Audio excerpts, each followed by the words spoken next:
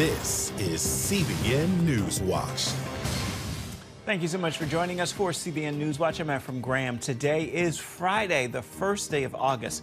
We're going to begin this half hour in the Middle East, where President Trump's envoy arrived in Israel Thursday, and it could not come soon enough, some say. Now, as more countries are jumping on the bandwagon to recognize a Palestinian state if Israel does not quickly end the war in Gaza. And Steve Witkoff's visit is expected to focus on humanitarian aid and brokering a clear path to a ceasefire. CBN's Paul Petit has more now in our top story from Jerusalem. U.S. Middle East Envoy Steve Witkoff arrived in Israel as international pressure on Israel over the war against Hamas in Gaza is increasing. This week, a wave of countries announced it would recognize a Palestinian state if the war doesn't come to an end soon. Canada followed France and the UK in making the moves. Germany is holding off for now, but Palestinians are encouraged by what they're seeing so far. Regarding Canada's recognition, for me, this is an achievement for us because all the countries have started. France was the first, then Canada and Spain. It's clear that we have reached a broader understanding of the Palestinian cause. But Israel doesn't see it that way. Witkoff met with Israel Prime Minister Benjamin Netanyahu in Jerusalem on Thursday and is touring Gaza with U.S. Ambassador to Israel Mike Huckabee today to inspect distribution of aid. Delivering more food to Gaza is their first order of business. President Trump tells NBC News that good management will prevent Hamas from stealing the aid. Israel is facing mounting pressure along with claims of deliberate starvation. Israel's ambassador to the U.S. is blasting those accusations.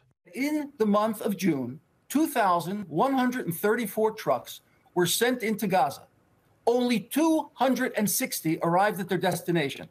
That means 90% was diverted by Hamas. Now, you want to blame us for that too?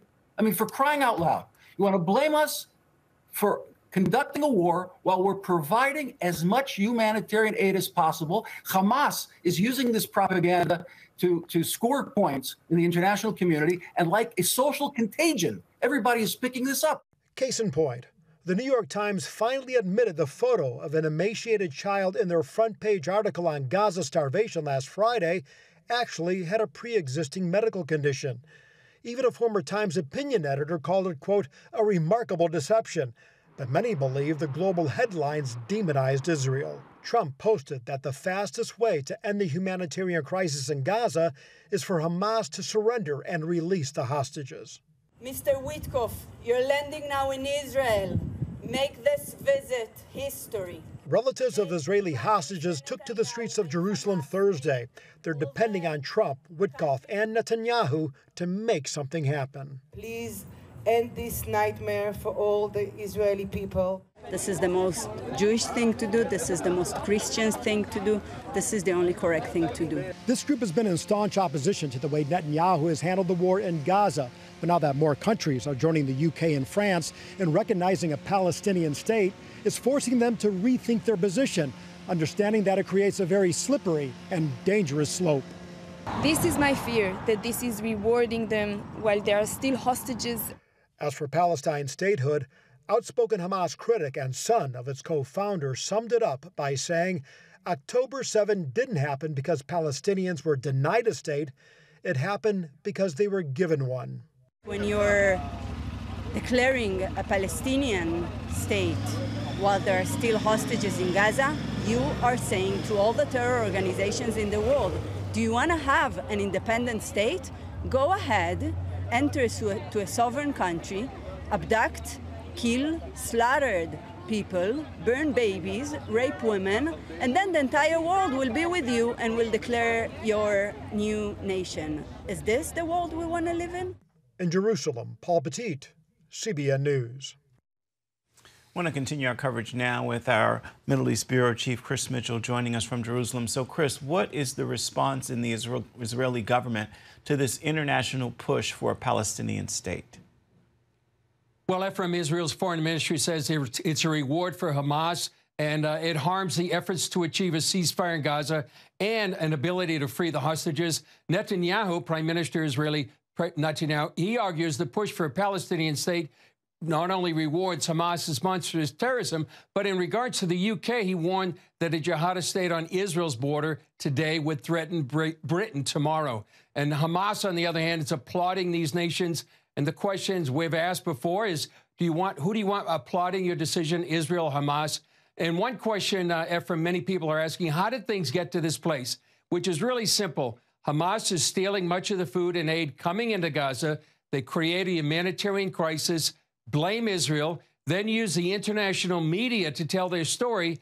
That puts pressure on world leaders. They threaten and pressure Israel to declare a ceasefire and threaten to declare support for a Palestinian state. So what this does, Ephraim, is convince Hamas their strategy works. They stop negotiating and oppose the one group getting free aid to Gazans, which is the Gaza Humanitarian Foundation, which we've reported on many times, that now has nearly provided 100 meals to the people of Gaza.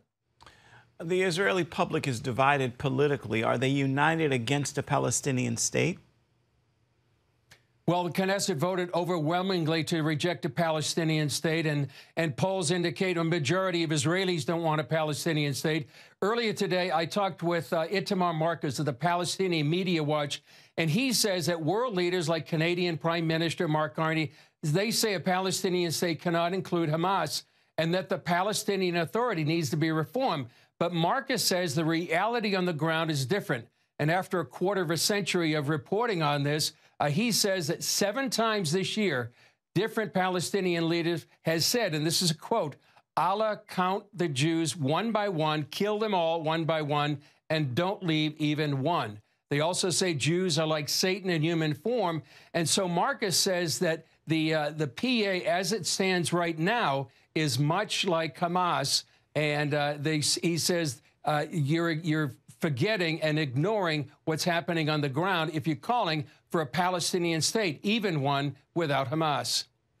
Israel has worked hard to get aid into Gaza. What more can they do to fight this media narrative about famine?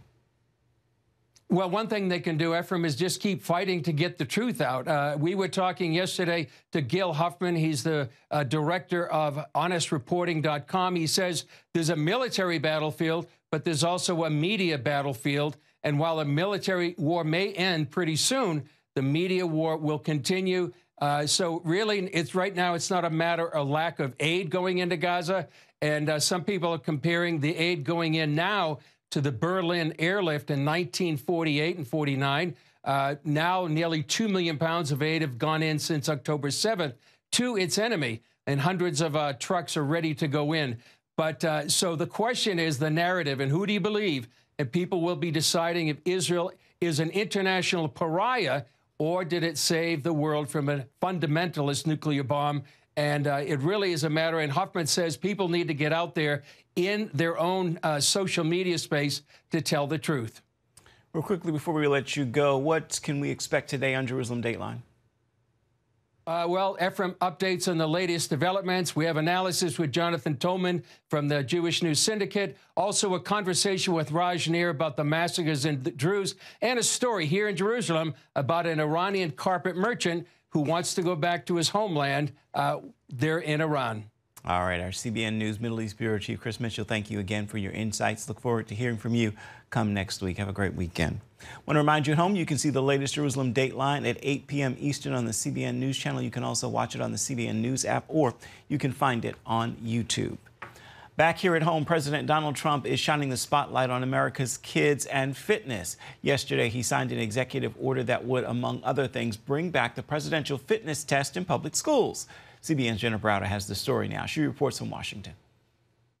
Make America fit again. That's the goal behind President Trump's latest executive order. To that end, I'm pleased to announce that we're officially restoring the presidential fitness test and the Presidential Fitness Award, and it's going to be a very big thing. A rite of passage for public school kids for decades, the Presidential Fitness Test was established in 1956. It gauged fitness with a 1-mile run, sit-ups, and stretching, before it was changed during the Obama administration into a different program. The executive order also expands the President's Council on Sports, Fitness, and Nutrition. Golf great Bryson DeChambeau is the new chair. We have an opportunity at being the 70th anniversary of the President's Council on Sports, Fitness, and Nutrition to literally change the fabric of kids' lives. The council includes a long list of well-known athletes. This is truly an honor. I want to thank the team behind me here for giving us trust to be able to do this. I'm here to serve, and I'm here to serve you. Okay, so I'm going to do the best I can for as long as I can. Also on the council, but not at the signing, retired golfers Jack Nicklaus and Gary Player, former Dallas Cowboy quarterback Tony Romo, Philadelphia Eagles running back Saquon Barkley, hockey legend Wayne Gretzky, and NFL Commissioner Roger Goodell. The president has tasked them with developing strategies to improve America's fitness and renew the American spirit, excellence, competitiveness, and sportsmanship. Okay, we got it. And this executive order comes as the United States gets ready to host a number of big sporting events, chief among them the 2028 Olympics. Jenna Browder, CBN News. Abortion is on the rise. Now one state is suing Planned Parenthood for deceiving women on abortion pills. We've got the story coming up for you. Also coming up, we're exploring why some believe the United States is heading toward a federal default. Stay with us. You're watching CBN NewsWatch.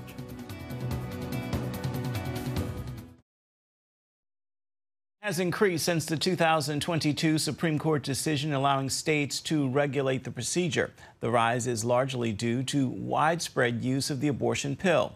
Research shows mifepristone poses a serious health risk, though. Now Missouri's Attorney General is suing Planned Parenthood for deceiving women about its dangers. CBN medical reporter Lori Johnson brings us the story.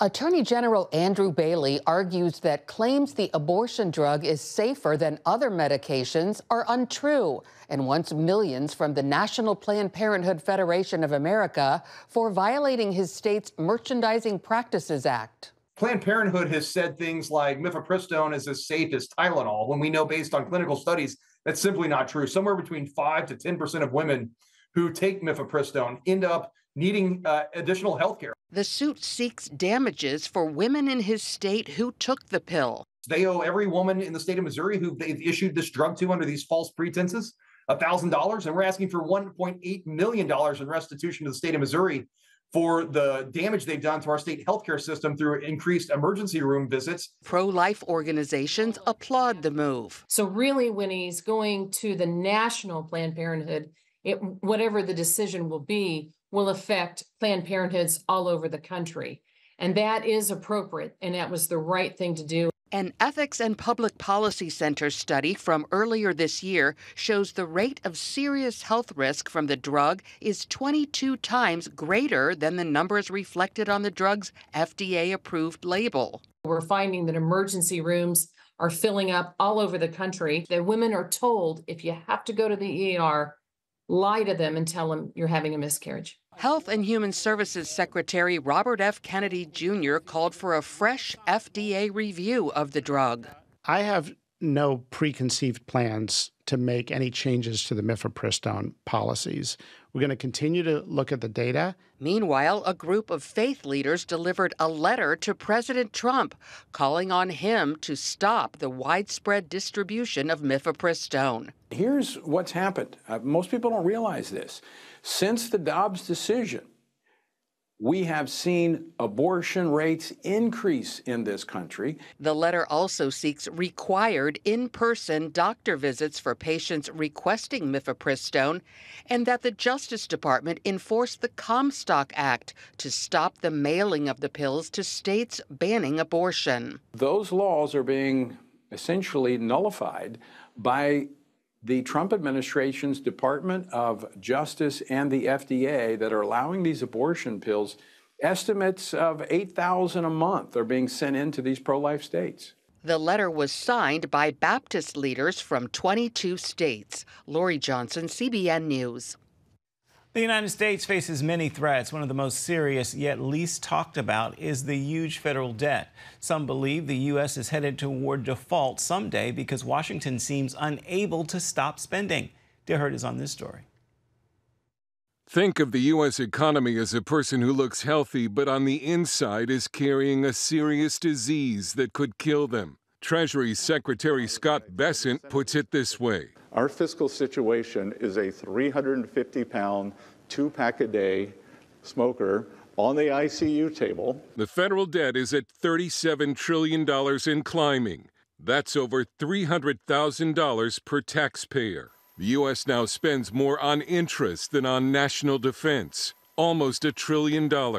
In 10 years, interest payments alone could absorb 30% of government revenues. The U.S. federal debt is on an unsustainable path. The Penn-Wharton budget model estimates the U.S. has less than 20 years to tackle the debt problem or face default. Yet for decades, Washington's approach has been to kick the can down the road and put off cutting spending. And because the economy keeps buzzing along, it can seem as if the huge government debt isn't a big deal.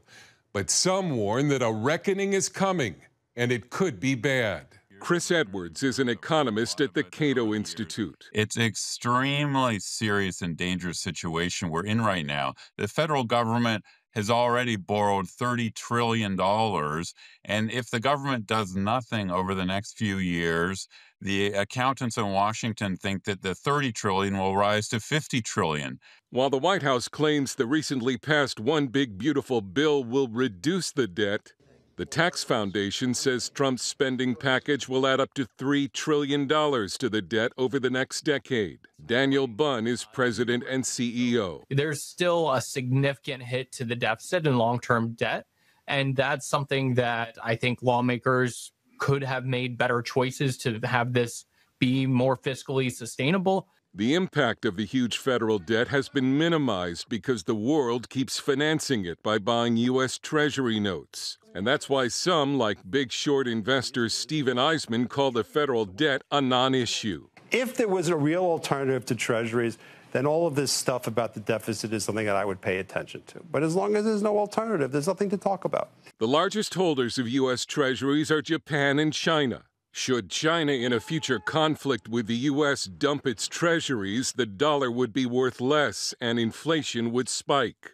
Even without such an event, the federal debt is making Americans poorer and could cost them as much as $14,000 a year in lost income by 2054. We are mortgaging our children's future. It's wrong. It's immoral. It has to stop. We are writing checks we cannot cash, and our children are going to pay the price. While almost everyone in Washington agrees the federal debt must be cut, finding the political will to do it is another matter.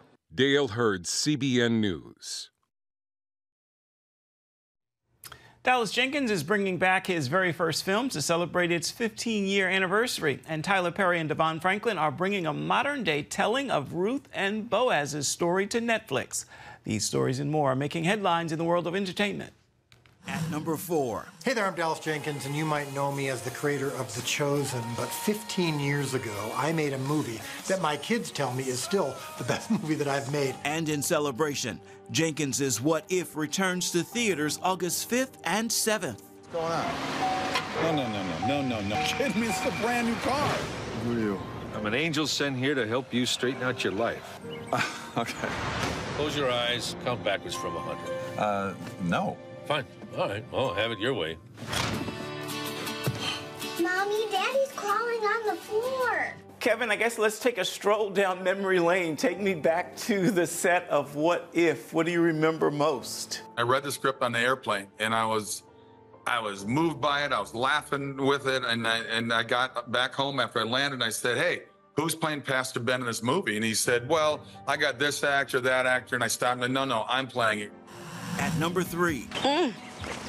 I think I'm gonna need another one. I think you're gonna need a hose. It's a Studio 5 first look at R&B, a film from movie makers Tyler Perry and Devon Franklin, bringing the biblical love story of Ruth and Boaz into a modern-day tale, and coming to Netflix in September. Ruth's in better shape now. Ruth made this for you. Oh, yeah? That's not bad. For someone who hates my guts. I don't hate you. Well, in that case, the two of you need to take a walk.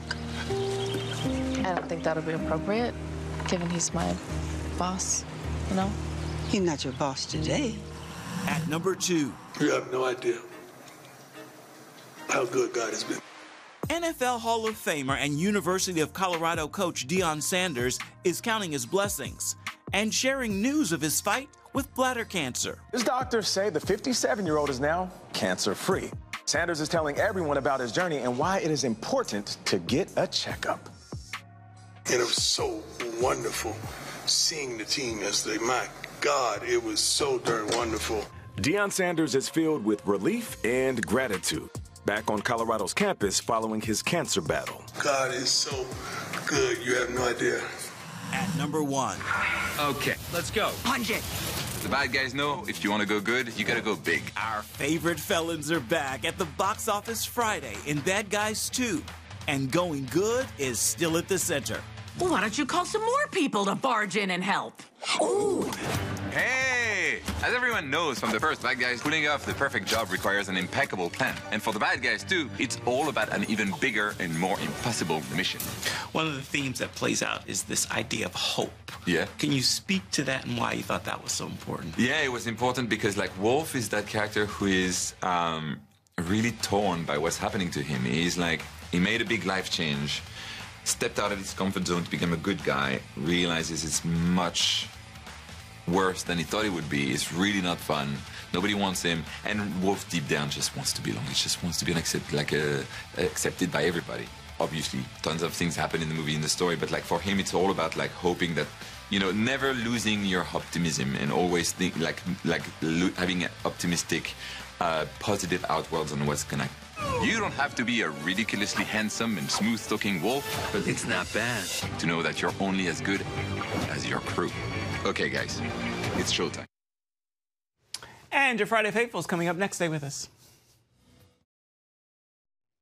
Time now for your Friday Faithful. I want to leave you with this thought. Your faith doesn't have to be great to move the heart of God. It only needs to be present. Remember, faith the size of a mustard seed has the power to move mountains. With that word, I want you to make today a faith-filled Friday. Well, that will do it for this edition of CBN NewsWatch. Remember, you can always find more of our news programs on the CBN News Channel, as well as online at cbnnews.com. We'd love to know what you think about the stories you've seen here today. You can email us, newswatch@cbn.com. You can also reach out and touch us on Facebook, Instagram, and X. Have a wonderful weekend. We'll see you back here come Monday. Goodbye and God bless.